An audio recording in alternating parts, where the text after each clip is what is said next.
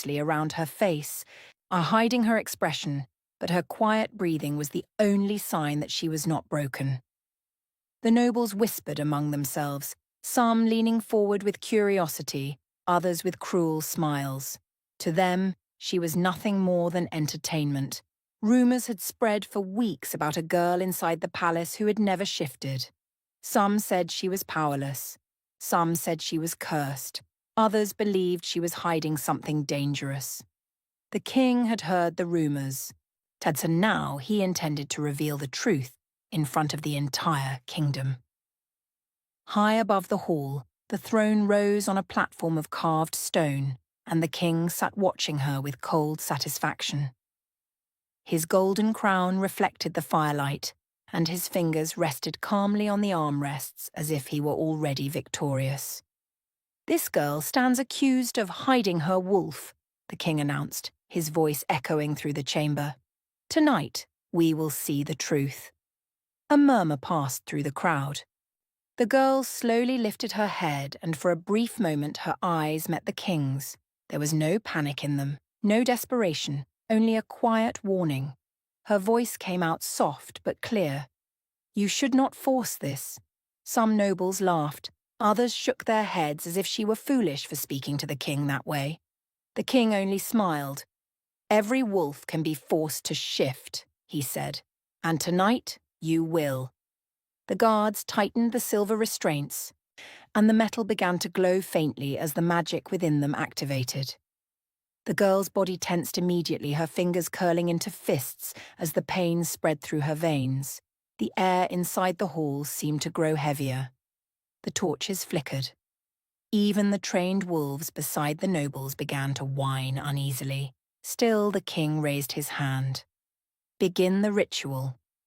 The silver restraints flared brighter. The girl gasped as the magic surged into her body, forcing the change to begin whether she wanted it or not. The nobles leaned forward in their seats, eager to see what kind of wolf would appear. They expected something small, something weak, something ordinary. Instead, a strange light began to form beneath her skin. At first, it looked like moonlight trapped inside her veins. Then the glow grew stronger and stronger, until the entire hall began to fill with silver light. The musicians stopped playing. The whispers died. Even the guards stepped back in fear. Because this was not normal. This was not possible. Something was very wrong. And in that moment, the king realized he may have made a terrible mistake. But by then, it was already too late. Before we continue, make sure you subscribe to the channel and comment below where you're watching from. Because this is the story of how one forced transformation changed an entire kingdom forever, and how the girl they tried to break became the ruler they could never control. And what emerged from those silver chains was not just a wolf. Long before the night of the ceremony, before the chains and the watching crowd, she had lived in the palace like someone who did not belong there. Most people did not even know her name.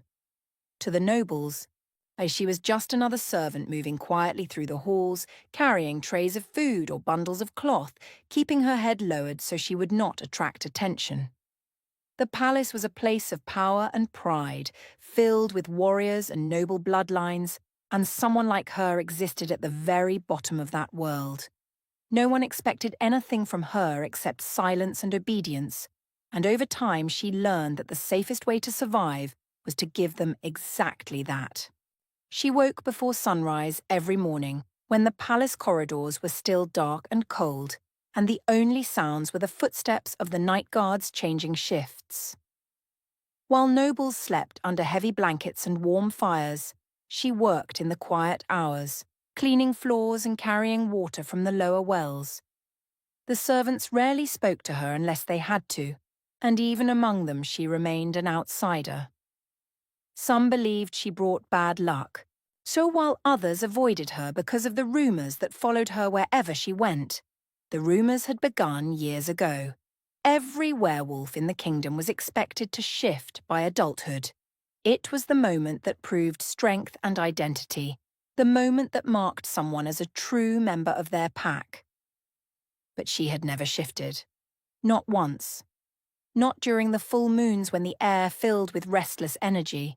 Not during training seasons when young wolves discovered their strength. Not even by accident, which many said was impossible. At first, people assumed she was simply a late bloomer.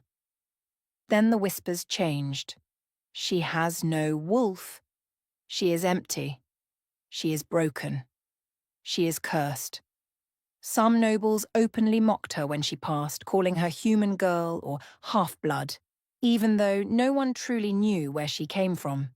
A few young warriors once cornered her in one of the outer courtyards, demanding that she prove she had a wolf. When she said nothing and tried to walk away, they laughed and shoved her to the ground, telling her that even servants' wolves would be stronger than whatever she had inside her. She never fought back. She never argued. She simply stood up and walked away as if their words meant nothing. But the truth was she remembered every insult, every stare, every laugh behind her back. And still, she kept her secret. There were moments when strange things happened around her, small things that most people never noticed. A candle flame would suddenly stretch higher when she grew upset. A locked door would rattle faintly when she stood too close. Once a silver tray slipped from a servant's hands and bent strangely when it struck the floor near her feet, as if the metal had softened for just a second before hardening again. No one ever connected these things to her, except one person. An old servant woman who had worked in the palace longer than anyone could remember had begun watching her closely. The woman rarely spoke, and when she did, her voice sounded thin with age, but her eyes missed very little. One evening, as the girl finished scrubbing the stone floors near the servant quarters, the old woman approached quietly and set down a small cloth beside her. Inside was a simple piece of bread. "You must eat," the woman said softly. The girl thanked her and tried to continue working, but the old woman did not leave. Instead, she leaned closer and spoke in a voice low enough that no one else could hear. "You should not stay here much longer." The girl looked up in confusion. "This palace is not safe for someone like you," the old woman said. For a moment, neither of them spoke. Then the girl asked the question she had never dared to ask anyone. "What do you think I am?" The old woman studied her carefully before answering. "I think," she said slowly, "you are something the king would fear." Those words stayed with her long after the old woman walked away, because if the king feared her, then eventually he would find her. And the king had begun searching. In recent months, royal guards had started appearing more frequently in the servant quarters, asking questions about wolves who had not yet registered with the crown. The king had introduced new laws requiring every werewolf to prove their identity and bloodline, claiming it was necessary to protect the kingdom from hidden threats.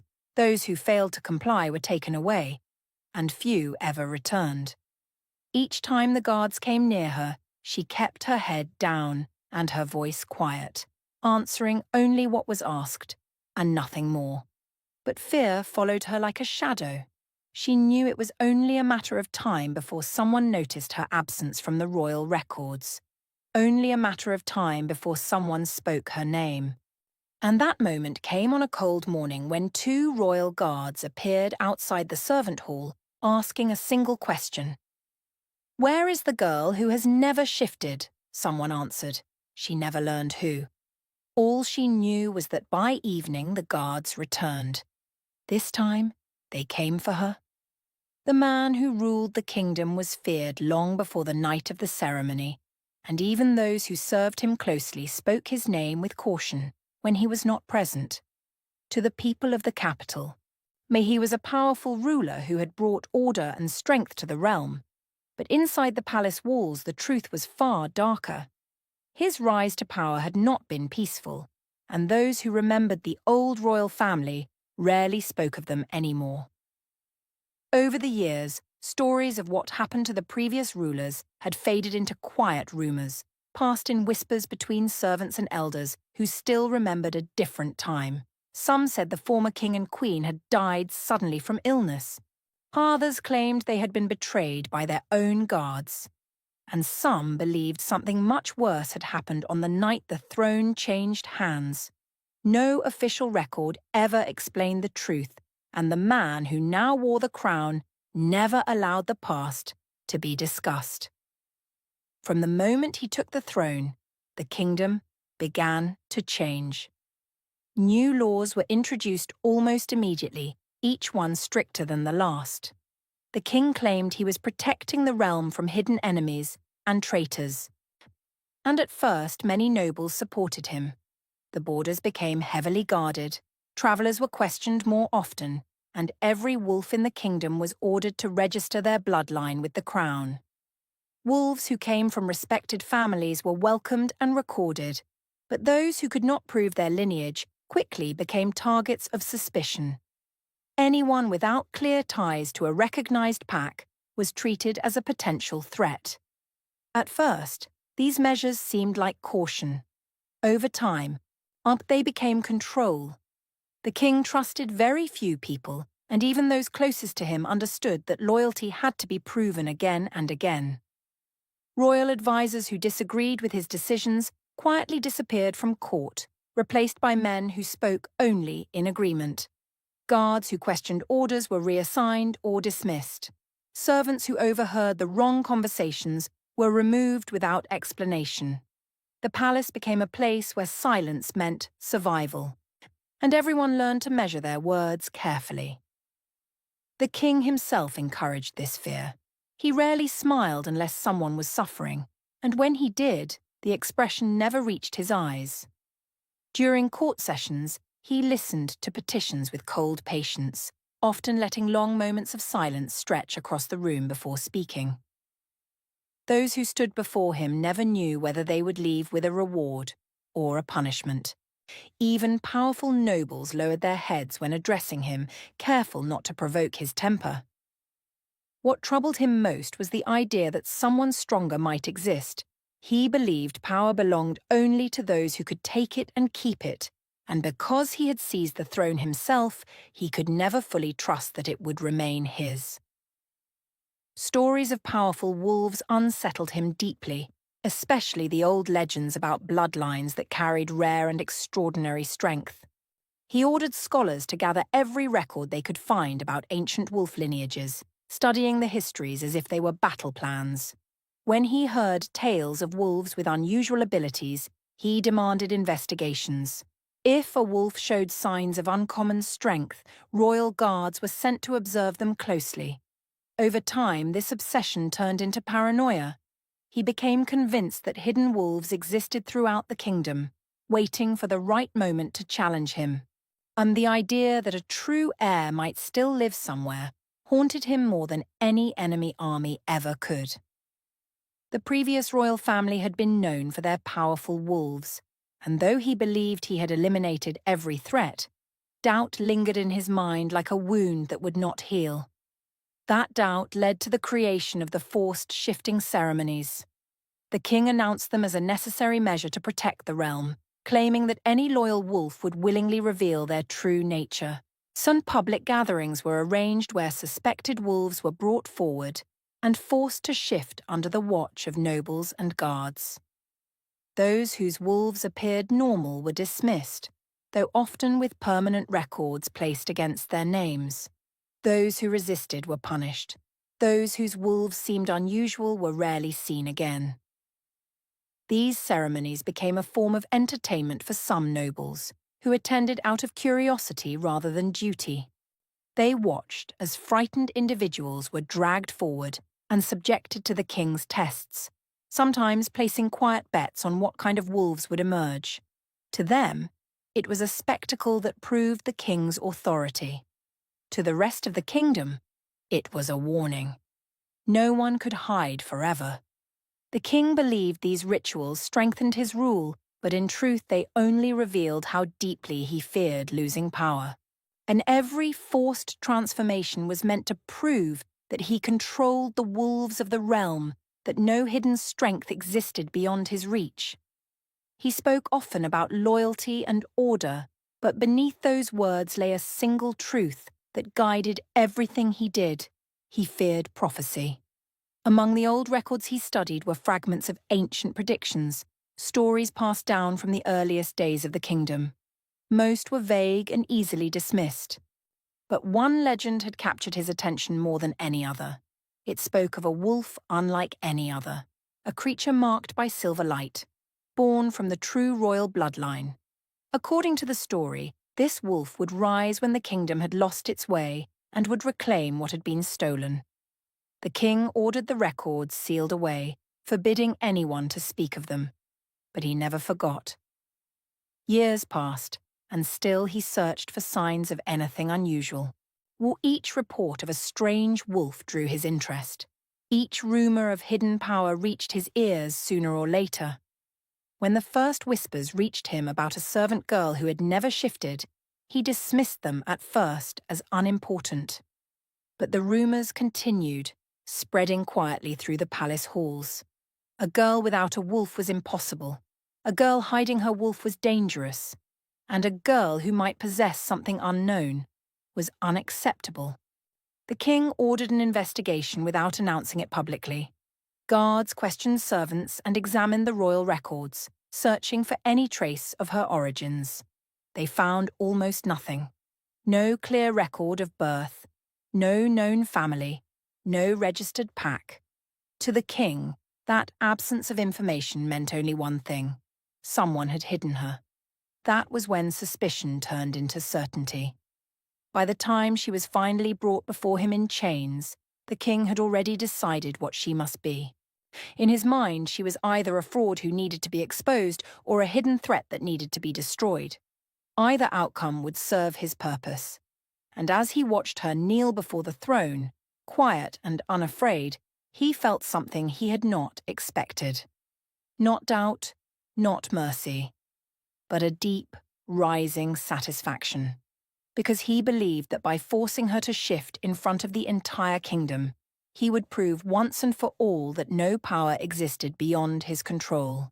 That he believed the ceremony would strengthen his throne. He believed the kingdom would leave that hall more loyal than ever. He believed the girl in chains would be remembered as nothing more than another example of his authority. As he sat upon the throne that night, looking down at the quiet servant girl surrounded by silver restraints, he felt certain that the ceremony would end exactly as he intended. He had no idea that the moment he had waited for would be the beginning of his downfall. By the time the ceremony began, the great hall of the palace had been transformed into a display of royal power unlike anything the kingdom had seen in years. Tall banners bearing the king's crest hung from the towering stone columns, their dark colours illuminated by rows of flickering torches fixed high along the walls. Hundreds of candles burned in silver holders placed along long wooden tables, filling the air with the scent of warm wax and smoke. The polished marble floor reflected the golden light, making the entire chamber seem brighter than usual, as if the palace itself had been prepared to witness something important. Word of the ceremony had spread quickly through the capital, and nobles arrived from distant territories dressed in their finest clothing, eager to witness the king's latest display of authority. Lords and ladies filled the raised seating areas along the sides of the hall, their voices blending into a low murmur as they discussed the rumors surrounding the event. Some spoke with excitement, expecting an unusual spectacle. Others watched in quiet unease, uncertain why the king had insisted on making this particular forced shifting so public. Warriors stood in full armor along the edges of the chamber, their polished breastplates catching the firelight as they remained perfectly still. Each guard had been carefully selected for loyalty, and their presence alone reminded everyone in the hall that this was not merely a ceremony. It was a demonstration of control. No one would interrupt what was about to happen. Near the front of the hall, the nobles who possessed wolves kept them close at their sides. Large wolves with thick fur and glowing eyes rested beside their masters, their bodies tense in the unfamiliar atmosphere. Some lay quietly on the floor, while others remained standing with their ears raised. and reacting to sounds and movements that humans could not detect. A few of the wolves paced slowly, restless and uneasy, though their masters assumed it was simply the crowded room making them uncomfortable. At the far end of the chamber rose the royal platform, carved from heavy stone and raised high enough that everyone present could see it clearly. The throne stood at its centre, tall and imposing, its carved back shaped into the image of a great wolf. Golden armrests curved outward like claws, and red velvet cushions rested against the dark wood.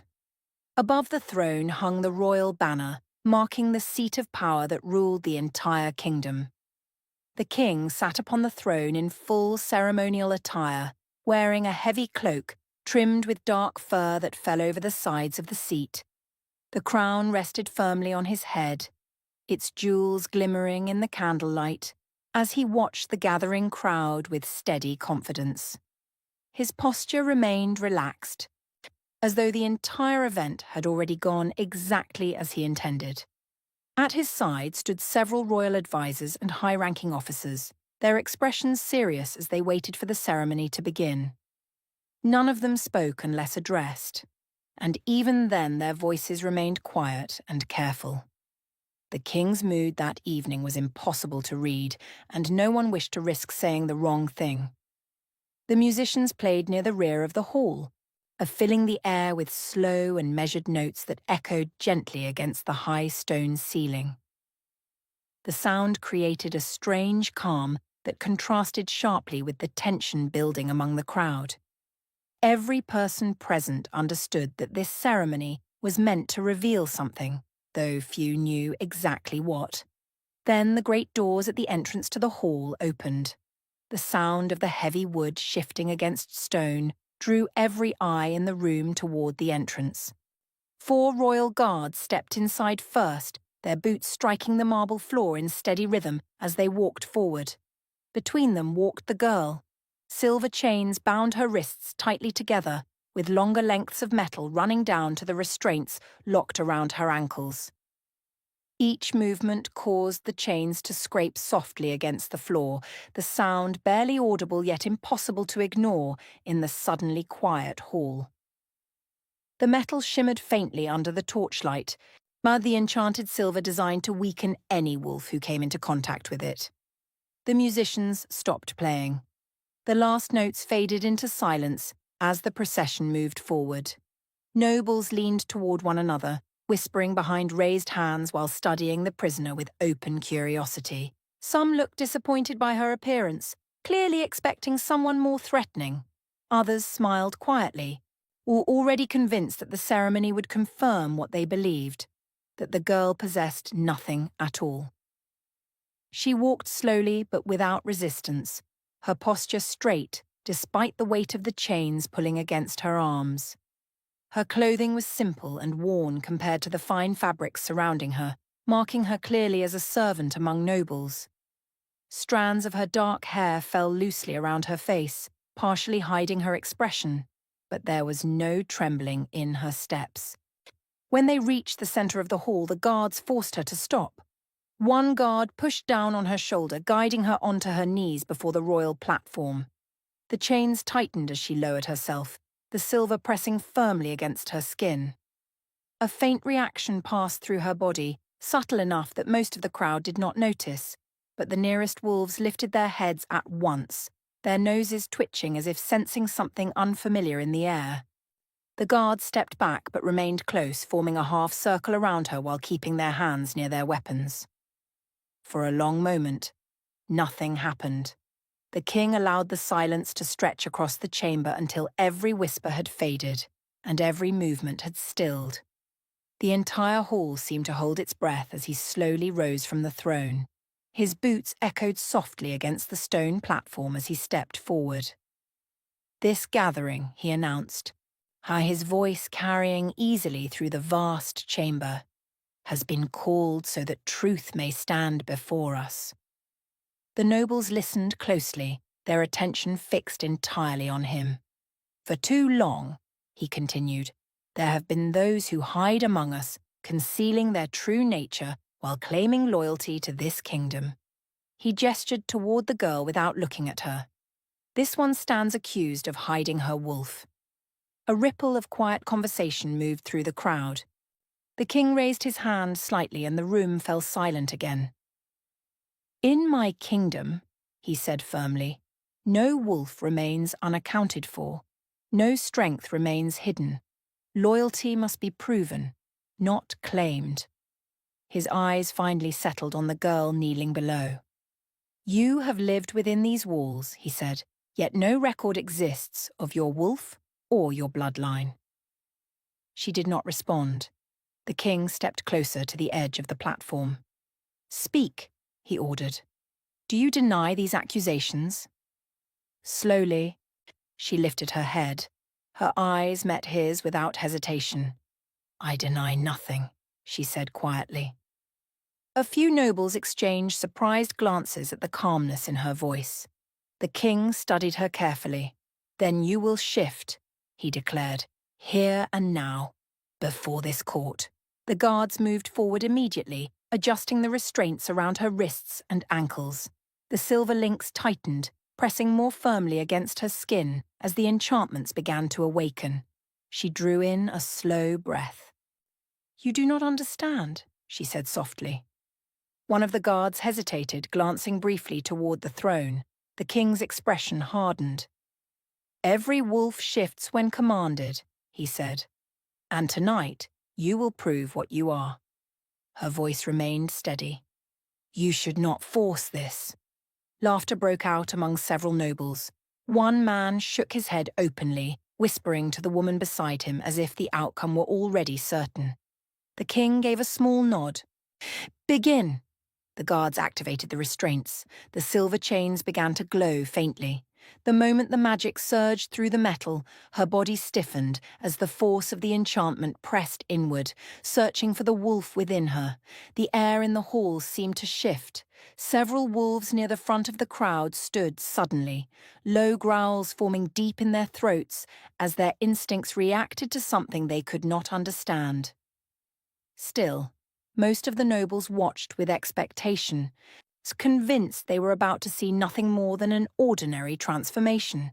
No one yet realized that the ceremony meant to display the king's power was about to reveal something far greater.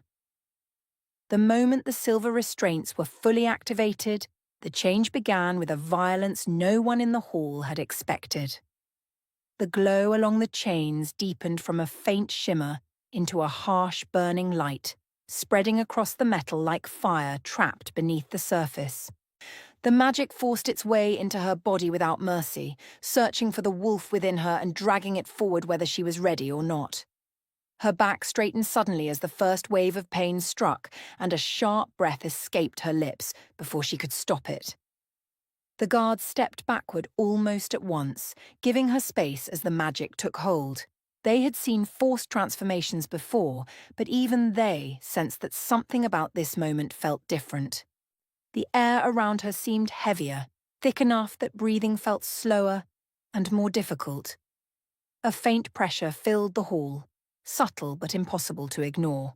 She tried to steady herself, pressing her chained hands against the marble floor as if anchoring herself in place, but the silver burned against her skin. The enchantment did not simply restrain her. It pushed inward, demanding that the wolf reveal itself. The pain spread through her arms and into her chest, and pulling something deep inside her toward the surface. Her fingers curled tightly against the stone. A low sound escaped her throat, somewhere between a breath and a cry. The nobles leaned forward, watching closely as the transformation began to take shape. Many had witnessed wolves shifting before. They expected to see the familiar signs: muscles tightening, bones reshaping, fur appearing in uneven patches. Forced shifts were always painful, but they followed a pattern that experienced eyes recognized easily. This did not follow that pattern.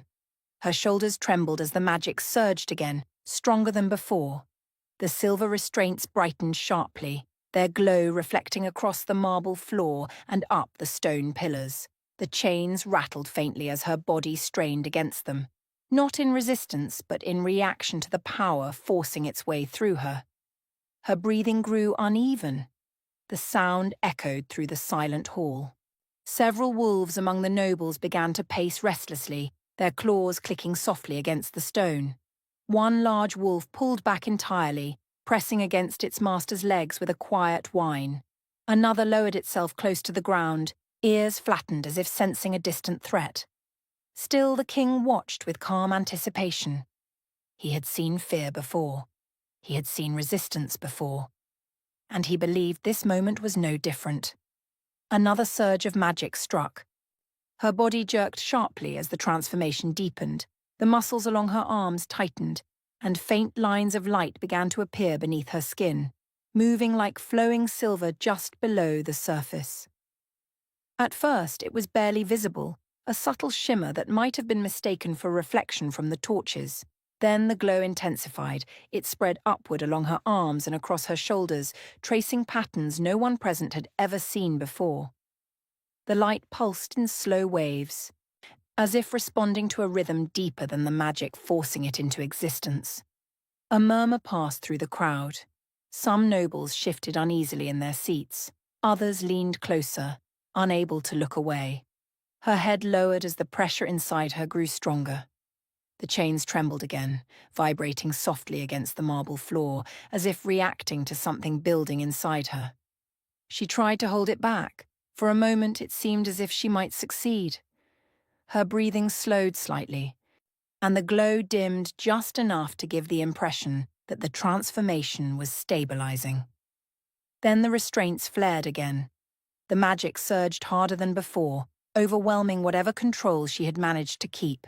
The silver light beneath her skin burst outward in sharp flashes, illuminating her form in sudden pulses that cast moving shadows across the walls. Her cry broke the silence at last. It echoed through the hall, filled with pain but also something deeper, something that sounded less like fear and more like resistance breaking apart. The torches along the walls flickered violently. One by one, the flames bent inward as if pulled by an unseen force. Cold air swept across the chamber, carrying with it a strange stillness that settled over the crowd.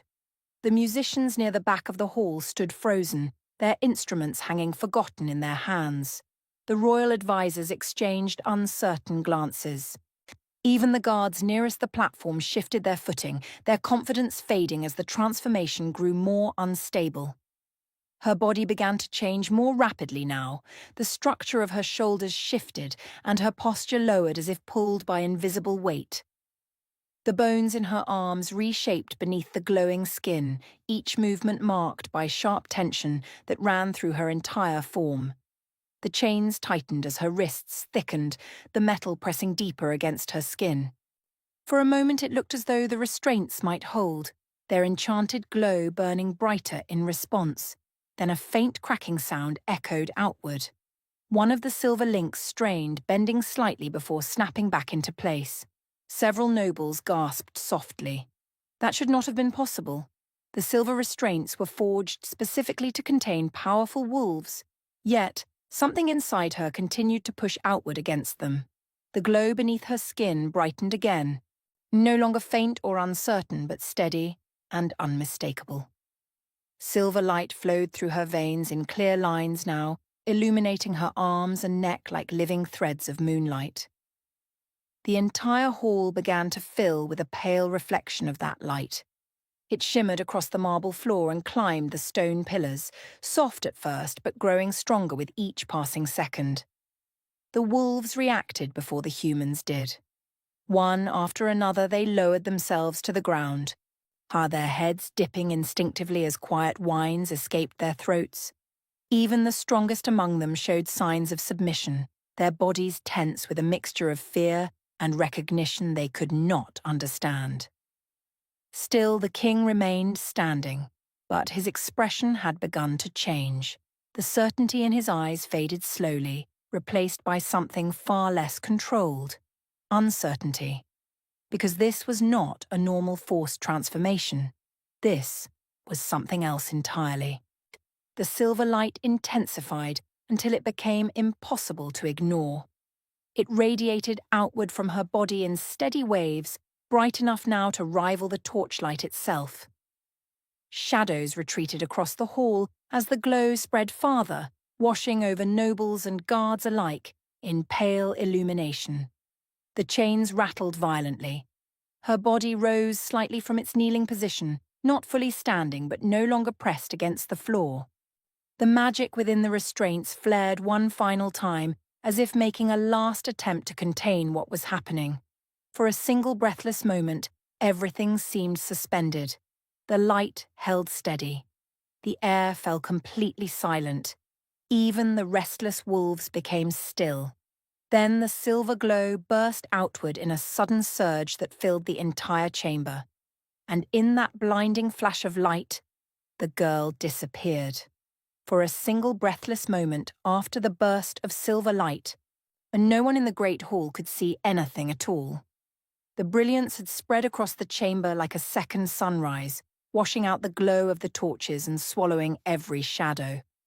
Nobles raised their hands to shield their eyes, and several stepped backward in confusion, unsure whether the magic had ended or if something worse was still coming. The air felt charged with a strange energy that pressed against the skin like a silent storm waiting to break. Then the light began to fade. At first, it withdrew slowly, the brightness thinning into a pale glow that hovered low over the marble floor. Shapes began to return. The pillars, the rows of nobles, the raised platform with the throne, all emerging from the silver haze, piece by piece. The guards closest to the center squinted through the remaining glow, their hands drifting toward their weapons without conscious thought. Where the girl had been kneeling only seconds before, something else now stood. It was larger than any wolf in the hall. Massive shoulders rose high above where her human form would have reached, and the creature's broad frame cast a long shadow behind it as the last of the silver light settled into its fur. The chains that had once bound her lay broken across the floor in twisted pieces, their enchanted glow completely extinguished, as if the magic within them had been drained away. The wolf's fur shone with a pale metallic sheen, each strand catching the torchlight like threads of polished silver. It did not simply reflect the light, it seemed to hold it, as though moonlight lived within the creature itself. The glow was softer now than during the transformation, but still strong enough that the wolf appeared almost unreal against the darker stone around it. No one moved. No one spoke. Even the guards stood frozen where they were. The wolf lifted its head slowly, revealing eyes that gleamed with a steady brightness unlike anything the court had ever seen. They were not wild or confused as newly shifted wolves often were. There was awareness in those eyes, calm, focused awareness, as though the creature understood exactly where it stood and exactly who surrounded it. A low breath passed through the hall, not quite a gasp, but close enough that it carried from one end of the chamber to the other. Several nobles instinctively rose from their seats, stepping backward as the full size of the wolf became clear. It stood taller than the largest war wolves in the kingdom, its powerful limbs planted firmly against the marble floor, as if the palace itself belonged beneath its paws. The broken silver chains lay scattered around it like discarded threads. One of the royal wolves let out a quiet whimper. Another lowered itself completely to the ground, pressing its body flat against the stone. Within seconds, the reaction spread. 2 wolves across the hall dropped into submissive positions one by one, their heads lowered and their ears flattened as instinct overcame training. Their masters stared down at them in confusion. These were battle-trained wolves, creatures that had stood beside warriors in combat without hesitation. Yet now, they trembled. And none of them dared to rise. The silver wolf took a single step forward. The sound of its paw against the marble floor echoed softly through the hall, impossibly loud in the silence. A guard nearest to the platform instinctively retreated 2 steps before catching himself, his hand tightening around the hilt of his sword. He glanced toward the throne as if waiting for instruction, but for the first time since the ceremony began, no order came. The king remained standing at the edge of the platform, staring down at the creature before him. His expression had changed completely. The confidence that had filled his posture earlier had faded into stillness. His eyes moved slowly over the wolf's form, taking in the impossible colour of its fur, the unnatural glow that lingered along its outline, the sheer size that surpassed any wolf recorded in the kingdom's history. He knew what he was looking at, even if he refused to admit it. The wolf raised its head higher, its gaze lifting towards the throne. A faint ripple moved through the crowd as nobles shifted uneasily beneath that silent attention. It felt as though the creature saw everything at once, the guards gripping their weapons, the advisors frozen beside the throne, the nobles who had laughed only minutes before. And none of them could hold its gaze for long. One elderly nobleman sank slowly back into his seat, his face pale as realization began to take shape. Another lowered his head without fully understanding why. The air seemed different now, heavier, charged with something deeper than fear, recognition. The silver wolf stood completely still for several long seconds, its steady breathing the only movement in the center of the hall. Each slow rise and fall of its chest seemed deliberate, controlled, as though the transformation had not taken anything from it, but instead revealed what had always been there. Then it turned slightly, the motion smooth and powerful, and the torchlight swept across its fur in waves of shifting brightness. The creature's presence filled the chamber in a way no human ever could. It did not need to growl. It did not need to bare its teeth. Power radiated from it in quiet certainty. Several guards lowered their weapons without realizing they had done so. Others loosened their grips as doubt crept into their minds. This was not the weak servant they had dragged into the hall. This was not an ordinary wolf forced into existence by magic. This was something older than the king's rule, something greater than the authority of the throne. The silver wolf turned its head once more toward the raised platform. Its glowing eyes settled on the king. And in that silent exchange, something shifted that every person in the hall could feel, but none could explain. Because for the first time since he had taken the throne, the king looked uncertain. For several long moments after the silver wolf appeared, no one in the great hall dared to speak. The silence felt deeper than fear, as if the entire court sensed that something larger than the ceremony itself had begun to unfold. The nobles looked at one another in uncertainty, searching for reassurance that this moment could still be explained in ordinary terms. But no one found it. The creature standing in the center of the chamber had already shattered everything they thought they understood. It was one of the oldest men in the hall who finally broke the silence. He stood slowly from his seat among the royal advisors, his movement hesitant at first, as though he were unsure whether he should speak at all. His hair had turned almost completely white over the years, and his hands trembled faintly as he leaned on the carved cane he carried with him. He had served in the palace long before the current king had taken the throne, and though most people paid little attention to him now, there had been a time when his voice carried weight. When he stepped forward, several nobles turned toward him in confusion. His eyes were fixed entirely on the silver wolf. "I have seen this before," he said quietly. Though his voice was not loud, the words carried across the silent hall.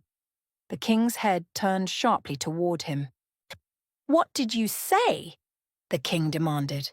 The old advisor did not immediately answer. He seemed to struggle with the weight of what he was about to reveal, as though years of silence pressed heavily against his words. At last, he spoke again. "That wolf," he said slowly, "belongs to the royal bloodline." A ripple of shock spread through the nobles. Some whispered in disbelief. Others stared at the silver wolf with renewed attention, as if trying to see what they had missed before. The king's expression hardened instantly. "That bloodline ended years ago," he said sharply. "You know this." The advisor did not look at him. Instead, he kept his gaze on the wolf as though the truth stood before him in undeniable form. "No," he said quietly. "It did not." The tension in the hall deepened at once. Several nobles leaned forward, their earlier amusement completely gone. Even those who had supported the king closely began to exchange uncertain glances, because the old advisor was not a man known for reckless words. "There were stories," the advisor continued, his voice growing steadier as he spoke. "Long before this throne changed hands, stories passed down through generations of the royal line." He paused, drawing a slow breath. "The true rulers of this kingdom carried a rare wolf among their blood, a wolf marked by silver light, a wolf said to be born only when the kingdom lost its rightful path." The nobles listened in complete silence now. Many had heard fragments of these tales as children, dismissed as nothing more than legends told by elders who lived too much in the past. But standing before the silver wolf, those old stories no longer sounded distant or imaginary. "They said this wolf could not be hidden forever," the advisor went on. "They said it would rise when the time came for the throne to be reclaimed." The king stepped forward on the platform, anger rising in his voice. "Enough," he said. "You speak of myths and old songs." But the advisor continued as though he had not heard him. "The last royal family possessed this wolf," he said. "The king before you. His blood carried the mark of silver." A murmur swept through the hall again, louder this time. Everyone present knew what he was implying, even before he spoke the words openly. "When the old royal family fell," the advisor said, "it was believed that no heirs survived." He lowered his gaze briefly. "But there were rumors." The king's voice cut sharply through the chamber. "Rumors are meaningless." The advisor lifted his head again. "Servants spoke of a child," he said, "a daughter taken from the palace on the night the throne changed hands, hidden before the guards could find her." The hall seemed to grow even quieter. Some nobles turned slowly toward the silver wolf again, their faces pale as realization began to settle into place. The advisor spoke the final words with quiet certainty. That child would be of royal blood. The meaning settled over the court like a weight. All eyes moved between the wolf and the throne. Because if the advisor spoke the truth, then the creature standing in the center of the hall was not simply a powerful wolf. It was the rightful heir. The king's face darkened. "This is nonsense," he said, a desperate attempt to create doubt. But even as he spoke, his voice lacked the certainty it once held, because deep within his memory, he knew the stories. He had studied them himself. He had feared them. And now the silver wolf stood before him exactly as the old records had described. The advisor spoke once more. "The silver wolf does not appear by accident," he said, "where it belongs only to the true ruler of this kingdom." The words echoed in the silence that followed. Around the hall, nobles shifted uneasily, the balance of power beginning to tilt in ways none of them had expected when they arrived. Some stared openly at the king now, measuring his reaction. Others kept their eyes lowered, unwilling to reveal what they were thinking. Because if the silver wolf truly belonged to the royal bloodline, then the man sitting on the throne had never truly owned it. And for the first time since the ceremony began, the king seemed to understand what the others were beginning to realize. The prophecy he had tried to bury had not been destroyed. It had been waiting in silence, waiting in the shadows of his own palace, waiting for the moment he would force it into the light. While the silver wolf stood unmoving at the center of the hall, its glowing eyes fixed steadily on the throne, as if it had known all along that this moment would come. And slowly, quietly, the court began to understand the truth. The girl they had mocked, the servant they had chained, the wolf the king had tried to expose, was not a traitor. She was the heir he had failed to erase. The first crack in the king's certainty began as a subtle thing, almost imperceptible. He had spent years building his throne on fear, obedience, and control, but standing before the silver wolf, all of that confidence began to unravel. The creature's glowing eyes fixed on him with unwavering certainty, and for the first time, he realized he was no longer in command. The hall was quiet, but it was the kind of silence that spoke louder than any roar, the kind of silence that whispered of judgment and consequences long denied. Every noble, every guard, every wolf in the room sensed it. The balance of power had shifted, and they all instinctively knew that the king's era had ended. The king took a step forward, trying to reclaim the authority that had never felt more fragile. His voice, once commanding, wavered slightly as he demanded, "What is this? This creature? This girl? Who dares?" But the silver wolf did not flinch. Its fur shimmered with silver light that seemed to pulse in rhythm with the king's racing heartbeat.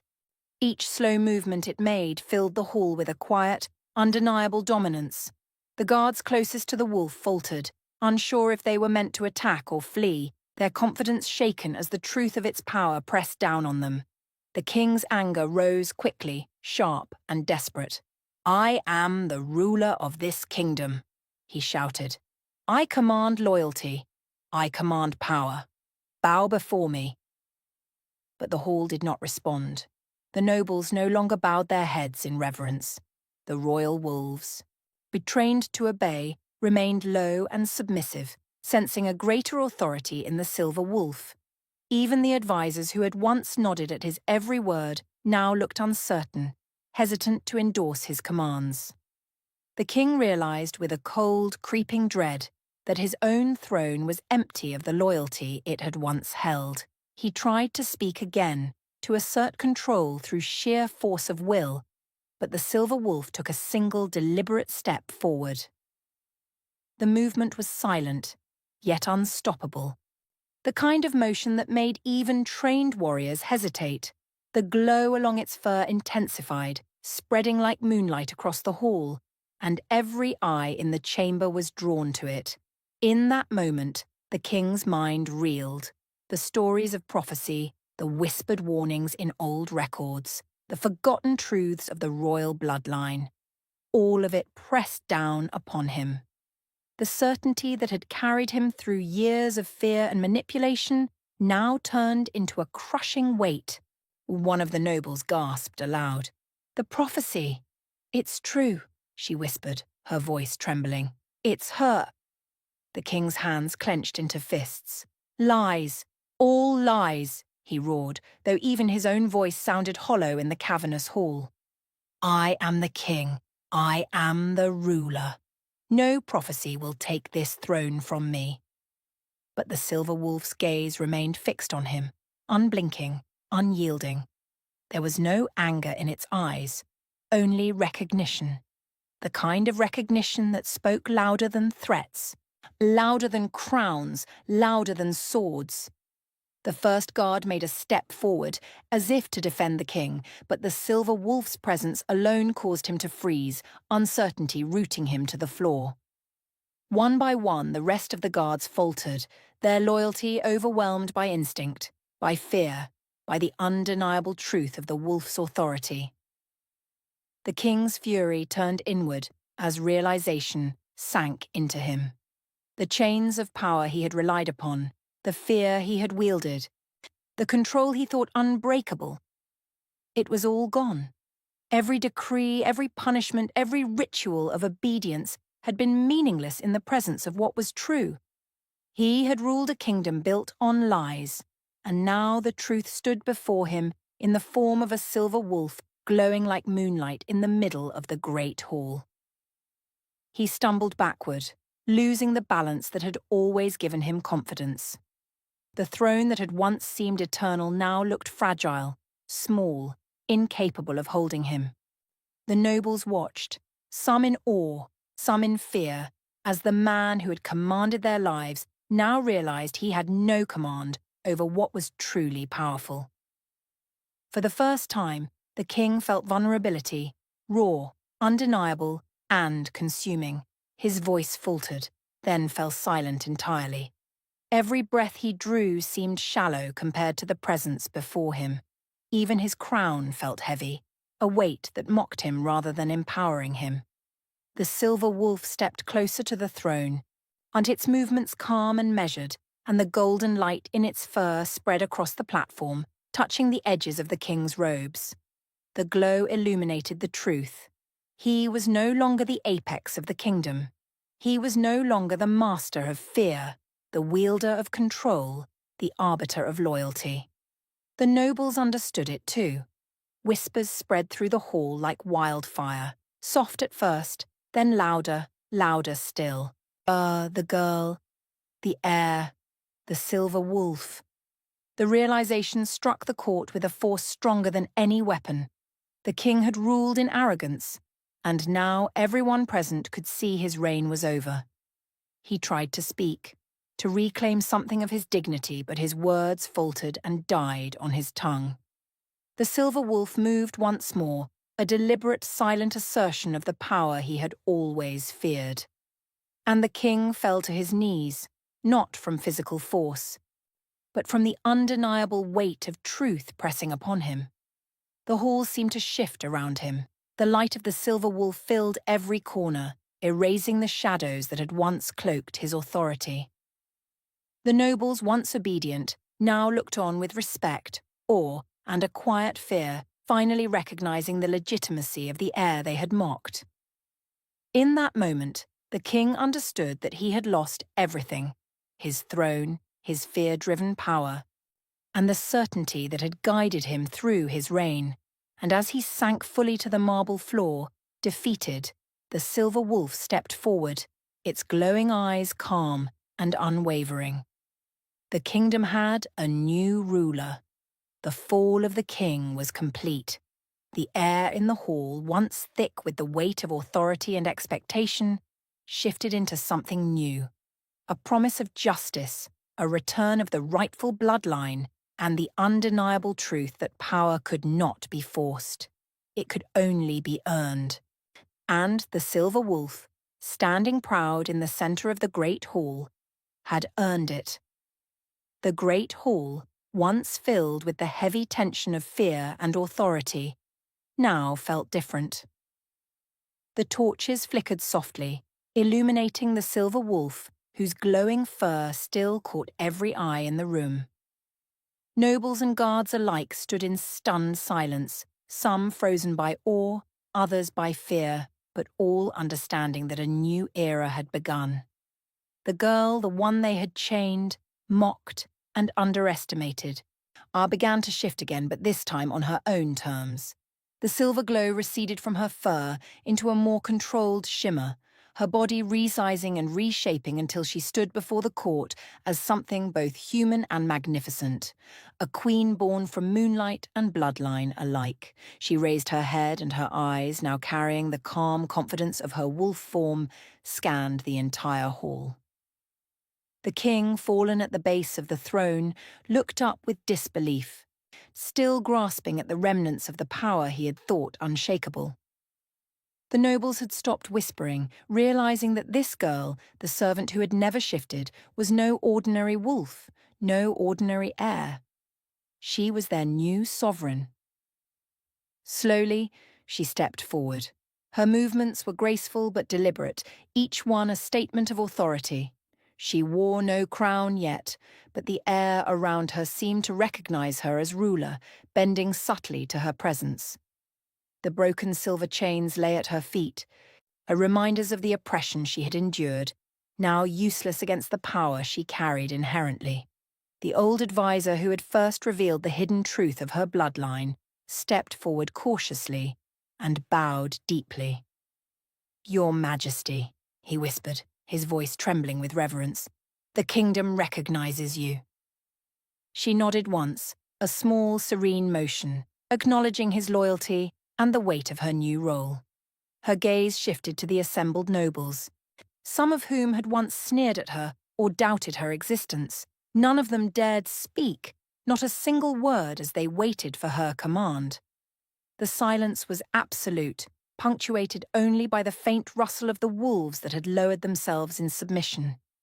Even their owners had stopped moving.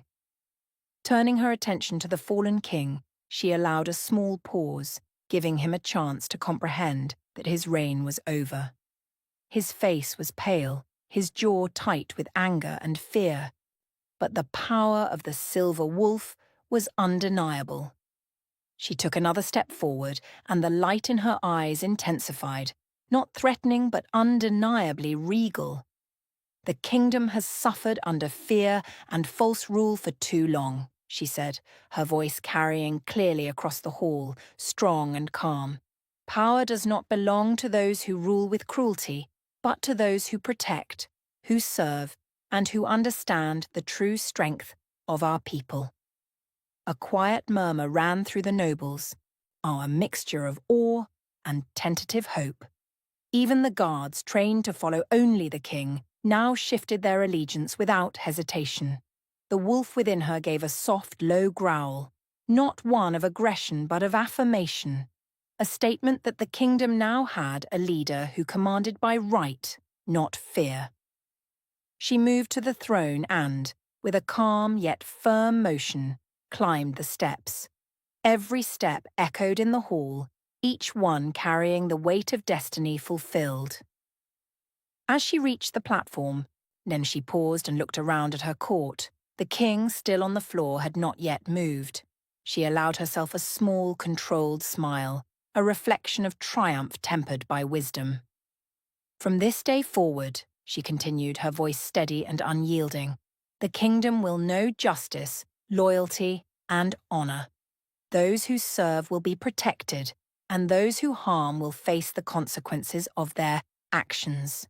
She raised her hands slowly, and a faint silver light shimmered around the throne itself, connecting with the glow that lingered in her fur. The hall seemed to respond, the torches brightening, the shadows receding, and the air itself filling with a sense of renewal. The silver wolf now fully merged with her presence, a symbol of her unbreakable bond with the power she had been born to wield. The nobles, the guards, and the remaining wolves acknowledged her reign silently, their submission complete. The girl who had once been ignored, mocked, and chained had become the queen, the embodiment of the prophecy, the rightful heir, and the protector of the kingdom. And as she seated herself upon the throne, the silver glow surrounding her settled into a calm, steady light. The kingdom had a new ruler. The age of fear was over. The era of the Silver Queen had begun. Her eyes swept across the hall one final time, gleaming with intelligence and strength, and she spoke softly, but clearly enough for all to hear. "Let this kingdom remember that true power is never given. It is discovered, earned, and protected." From that moment, every heart in the hall recognized the truth. The girl who had once been no one had become everything. A queen who carried both human and wolf, courage and wisdom, past and destiny, in a single unbreakable presence. The Silver Queen had risen, the great hall once heavy with fear and the weight of tyranny now shimmered in a new light. The torches flickered gently, casting soft reflections across the marble floor, but all eyes were drawn to the throne, now occupied by the Silver Queen. Her presence was more than human, more than wolf. It was the perfect union of both, a being born of prophecy, bloodline, and destiny. The glow of her silver fur pulsed faintly, filling the room with a calm radiance that demanded attention and respect without a single word. The nobles, once proud and dismissive, now knelt, their heads bowed in acknowledgement of the true ruler. Even the king, who had fallen from power only moments before, had been brought to his knees, his pride shattered and replaced by the uncomfortable weight of realization. He understood now that the throne he had clung to through fear and force had never been truly his. Its authority belonged to her, and the silver wolf within her had proven that all along. The Silver Queen rose fully upon the throne, her form regal and composed. Her fur shimmered in the torchlight, highlighting the subtle lines of strength and grace in her body. The broken silver chains lay scattered across the floor like relics of the past, a symbol of oppression overcome and power reclaimed. She raised her gaze, scanning the hall with eyes that shone like twin moons, calm yet commanding. A hush fell over the court. The air itself seemed to hold its breath, waiting for her next words, for the first commands of a reign that promised to be unlike any before. "From this day forward," she began, her voice both soft and strong, "this kingdom shall know the rule of truth, not fear. The wolf and the human within me are one, bound by loyalty to this land and its people. Those who serve shall be honored, and those who harm shall face justice." The royal advisor, the oldest witness to the hidden truths of the kingdom, stepped forward once more and bowed deeply. "Your Majesty," he said, his voice thick with reverence, "the prophecy has been fulfilled. The kingdom recognizes you." The Silver Queen nodded, her gaze sweeping across the hall, acknowledging both fear and hope in equal measure. The wolves who had once been her fellow captives now moved freely among the nobles, submitting not out of terror, but recognition. Even those who had once mocked or doubted her now saw clearly the destiny that had been hidden for so long. She allowed herself a small smile as her paws rested firmly upon the throne, a symbol not of dominance, but of balance and rightful authority. The marble beneath her seemed to hum in response, and the silver light that surrounded her pulsed faintly, casting dancing shadows across the hall that mirrored the strength of her lineage. Above her, the banners of the kingdom fluttered lightly, catching the glow of her silver aura. In that moment, the palace itself seemed transformed, and no longer a place of fear, but a sanctuary of power rightly earned. The throne, once a seat of cruelty, had been reborn as the Silver Throne, reflecting not the tyranny of a single man, but the strength, courage, and justice of the true heir. She leaned slightly forward, her eyes sweeping over the nobles and the fallen king. "Let this be remembered," she said, her voice carrying through the silent hall, "that power is not taken by force alone. It is discovered, protected, and claimed by those who are worthy. The throne may hold many, but only one is rightful." The Silver Queen's presence radiated across the hall, filling every corner with a quiet but undeniable certainty. The glow of her fur and the soft pulse of silver light spread outward, touching the nobles, the guards, and the remaining wolves, binding them to the truth of her rule. The kingdom had been reclaimed, not through violence or fear, but through the revelation of destiny long hidden. And as the Silver Queen settled fully